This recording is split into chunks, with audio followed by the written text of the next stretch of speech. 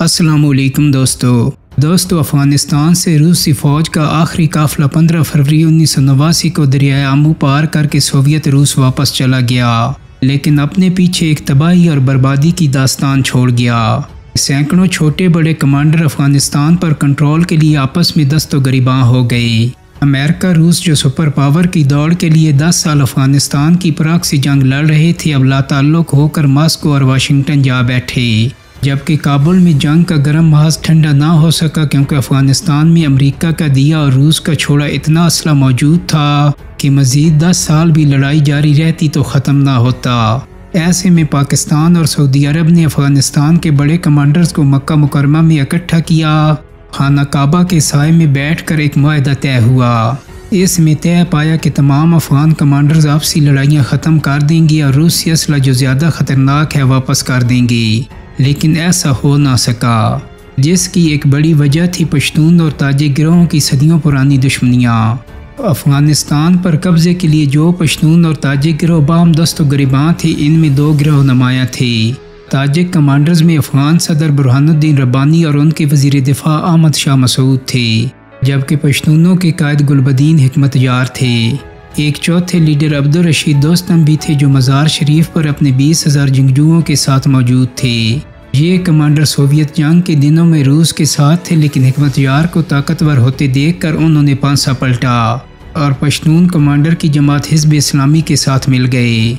जलालाबाद में हाजी कदीर की हुकूमत थी, जबकि हेरात में जनरल इस्माइल और कंधार में गुल आगा ने हुकूमत बनाई हुई थी।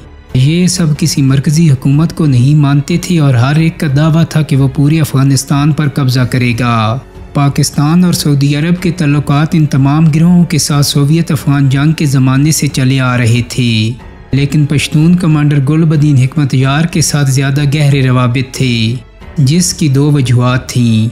एक ये कि अफ़गानिस्तान में पिछले 300 साल से सिर्फ पश्तूनों की हुकूमत रही है और वैसे भी अफ़गान आबादी का 40% से ज़्यादा हिस्सा पश्तूनों पर मुश्तमिल है, जबकि बाकी गिरोह बहुत कम तादाद में हैं। दूसरी वजह यह थी कि पाकिस्तान के मगरबी इलाकों में भी आबादी का बड़ा हिस्सा पश्तूनों पर ही मुश्तमिल था और है। 1994 में हिकमतयार और रशीद दोस्तम के इत्तेहाद ने काबुल का मुहासरा कर लिया।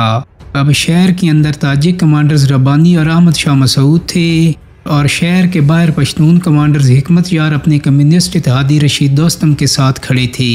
दोनों तरफ से शदीद बमबारी और रॉकेटों का तबादला हुआ। हज़ारों शहरी और जंगजू हलाक हुए, लेकिन काबुल फतह ना हो सका। इस तवील लड़ाई का नतीजा ये निकला कि गुलबदीन और दोस्तम का इत्तेहाद बुरी तरह हार गया और पसपा होने पर मजबूर हो गया। हिकमतयार इस शिकस्त के बाद जम ना सके और आखिरकार तेहरान में पनाह लेकर बैठ गए। काबुल में रब्बानी और मसूद के फातेह इत्तेहाद ने भारत और रूस से ताल्लुकात बढ़ा लिए और यूं पाकिस्तानी खुफिया एजेंसी ISI के लिए एक नया चैलेंज पैदा हो गया। दूसरी तरफ अमेरिका और सोवियत रूस के निकल जाने के बाद अफ़गानिस्तान में क़याम अमन की जिम्मेदारी मजबूरन पाकिस्तान को उठाना पड़ी, क्योंकि लाखों अफ़गान मुहाजिरीन इसी सूरत अफ़गानिस्तान वापस जा सकते थे जब वहाँ अमन कायम हो जाए।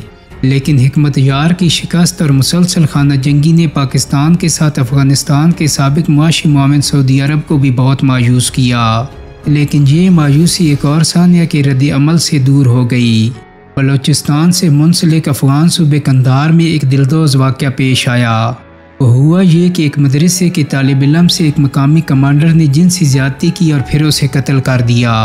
इसी तरह बच्चियों के साथ भी ज़्यादती की गई और उन्हें भी कत्ल करके फेंक दिया गया। ऐसा अफ़गानिस्तान के और इलाकों में भी हो रहा था, लेकिन कंधार में सूरत हाल थोड़ी मुख्तलिफ थी। वो यूं कि कंधार से अफ़गानों की बड़ी तादाद बलोचिस्तान में हसूल इल्म के लिए आई हुई थी। ये तालिब इल्म मौलाना फजलुर रहमान के मदारिस में तालीम हासिल करते थे और अफ़गानिस्तान की सूरत हाल पर परेशान रहते थे। एक दिन इन सब ने मिलकर एक गैर मारूफ और 4 दफ़ा रूसी गोलियों से ज़ख्मी होने वाले 39 साल शख्स को अपना लीडर बना लिया। जिन तालिब इल्मों ने इन्हें अपना लीडर बनाया वो खुद को तालिबान कहते थे और जिसको लीडर चुना गया इसका नाम मुल्ला मोहम्मद उमर था। मुल्ला उमर और तालिबान ने बच्चों से ज़्यादती करने वाले कमांडर के गार्ड्स को साथ मिलाया और कमांडर को कत्ल कर दिया। मकतूल कमांडर के कब्ज़े में बड़ी तादाद में रूसी असला था, जिसे तालिबान ने कब्ज़ा में ले लिया। इस असले और इस कमांडर के गार्ड्स के साथ मिल जाने से तालिबान की ताकत दुगनी हो गई। दूसरा फ़ायदा ये हुआ कि कंधार में तालिबान की अच्छी शोहरत फैल गई, जिसकी वजह से कारोबारी लोग तालिबान से मिले और मुआहदा किया कि उनकी हिफाजत के बदले फलों और सब्जियों के ताजिर तालिबान की माली मदद भी करेंगे। अब तालिबान के पास माल, असला और नेकनामी थी, जिसके भरोसे पर वो आगे बढ़े। कंधार में हर चंद किलोमीटर पर एक नया कमांडर था जो टैक्स और भत्ता वसूल करता था। तालिबान ने तमाम नाके हटाकर रास्ते साफ करना शुरू कर दिए और यूं अफ़गानिस्तान के जनूबी इलाके में अमन कायम होना शुरू हो गया। अफ़गानिस्तान के साबिक सदर हामिद करज़ई उन दिनों पाकिस्तान में मुकीम थे। उन्होंने अपने इंटरव्यू में बताया था कि तालिबान शुरू में अच्छे लोग थे, अमन कायम कर रहे थे। उन्होंने खुद भी तालिबान को $50,000 और अफ़गान जहाद के ज़माने में छुपाया हुआ रूसी असला दिया था। दोस्तों, ये वो वक्त था जब अभी तक मुल्ला उमर का ISI से रब्ता नहीं हुआ था, बल्कि ये लोग बैरूनी दुनिया के लिए अजनबी थे। लेकिन फिर एक ऐसा वाक़या हुआ जिसमें पाकिस्तान को उनकी और उन्हें पाकिस्तान की ज़रूरत पड़ गई। अफ़गानिस्तान की मरकज़ी हुकूमत में पश्तूनों की मुकम्मल शिकस्त और अफ़गानिस्तान में खाना जंगी ISI के लिए परेशानी की बात थी। लेकिन साथ ही वज़ीर दाखिला नसीरुल्लाह बाबर भी एक इज़्तिराब में मुब्तला थे, जिनका ताल्लुक़ पाकिस्तान की मुआशी राहदारी को पुरअमन बनाने से था। वज़ीर दाखिला वज़ीर-ए-आज़म बेनज़ीर भुट्टो की हिदायत पर तिजारती रास्ते खुले रखना चाहते थे। पाकिस्तान अफ़गानिस्तान से गैस, काटन और तेल के लिए एक रास्ता बनाना चाहता था, लेकिन मसला ये था कि रास्ते में अफ़गानिस्तान के दर्जनों कमांडर्स के नाके और डाके मौजूद थे। लेकिन हुकूमत पाकिस्तान ने इस रास्ते को एक बार टेस्ट करने के लिए पहली तिजारती खेप तुर्कमानिस्तान से मंगवाई। ये 30 ट्रकों पर मुश्तमिल काटन से लदी हुई खेप थी, लेकिन वही हुआ जिसका डर था। इसे रास्ते में नामालूम जंगजुओं ने रोक लिया। ये काफिला कैद हो गया और काटन कहीं रुक गई। इस मुआशी मसले का हल एक ऐसे फ़र्द के पास था जो पीपल्स पार्टी का इत्तेहादी चेयरमैन खारजा कमेटी और सरबराह जमीयत उलमा इस्लाम था। ये मौलाना फजलुर रहमान था। मौलाना के बलूचिस्तान में मदारिस थे जहाँ तालिबान का आना जाना रहता था और वो जानते थे कि तालिबान हमारी मदद कर सकती हैं। उन्होंने नसीरुल्लाह बाबर को इसके बारे में बताया और नसीरुल्लाह बाबर ने तालिबान से ISI के ज़रिए रब्ता किया। तालिबान को भी लगा कि अगर पाकिस्तान की मदद की जाए तो हमें एक मजबूत इत्तेहादी मिल जाएगा। चुनांचे तालिबान ने पाकिस्तान की मदद करने का फ़ैसला कर लिया।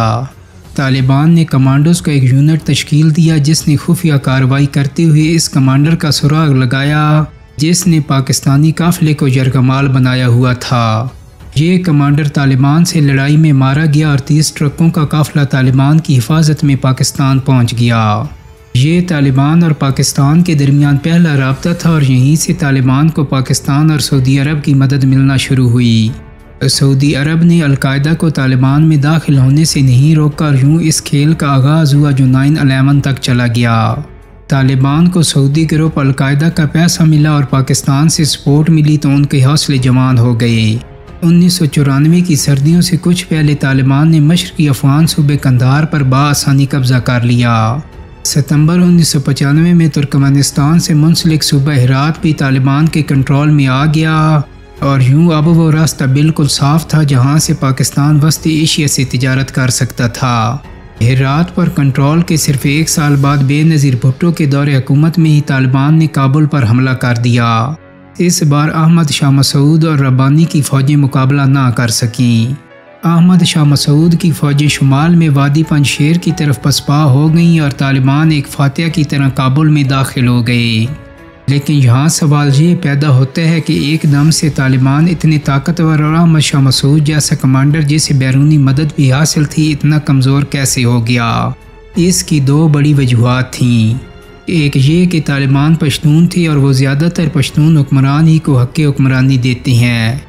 दूसरी वजह यह थी कि तालिबान को पाकिस्तान और सऊदी अरब ही नहीं बल्कि अमेरिका की हमायत भी हासिल थी। अमेरिकी हमायत की वजह एक बिज़नेस था। वो इस तरह के तुर्कमानिस्तान, अफ़गानिस्तान और पाकिस्तान में एक गैस पाइपलाइन का मंसूबा शुरू होने के करीब था जिसका ठेका अमेरिकी company union oil company of California के पास था। Union oil company of California सिर्फ कारोबारी इदारा ही नहीं था बल्कि ये अमेरिकी खुफिया एजेंसियों का अलाकार भी था। इस कंपनी में अमेरिकी हुकूमत और फ़ौज के खुफिया एहलकार काम करते थे और शायद अब भी करते हों। इस कंपनी ने तालिबान के काबुल पर कब्जे से पहले ही कंधार में दफातर बना लिए थे। और आपको बताते चलें कि इनका मरकज़ी दफ्तर कंधार में उसामा बिन लादेन के कंपाउंड के बिल्कुल सामने था।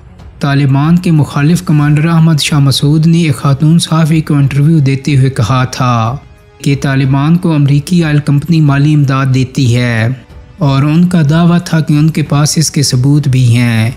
ये भी एक हकीकत है कि 90 की दहाई के शुरू में जब इस डील पर काम हो रहा था तो पाकिस्तान में अमरीकी सहाफ़ी रॉबर्ट ओकले थे, जो रिटायरमेंट के बाद इसी कंपनी के एडवाइज़र बन गए। बाद में अलकायदा की वजह से अमरीका तालिबान ताल्लुकात बहुत ख़राब होने की वजह से ये ऑयल डील आगे ना बढ़ सकी। लेकिन 9/11 के बाद जब अफ़गानिस्तान की नई हुकूमत बनी तो इसी ऑयल कंपनी का चीफ मिडल कंसल्टेंट अफ़गानिस्तान का सदर बना दिया गया, और इसका नाम था हामिद करज़ई, और ये महज इत्तफाक नहीं था। दोस्तों, उम्मीद करता हूँ कि मेरी आज की वीडियो आपको पसंद आई होगी। अगर वीडियो अच्छी लगी है तो इसको लाइक और शेयर कर दें। मेरे चैनल को सब्सक्राइब करने के साथ साथ बेल आइकॉन को भी क्लिक कर दें ताकि आपको मेरी आने वाली मज़ीद वीडियोस के नोटिफिकेशन मिलते रहें। बहुत जल्दी एक नई वीडियो के साथ मुलाकात होगी। अपना बहुत सारा ख्याल रखिएगा। अल्लाह हाफिज़।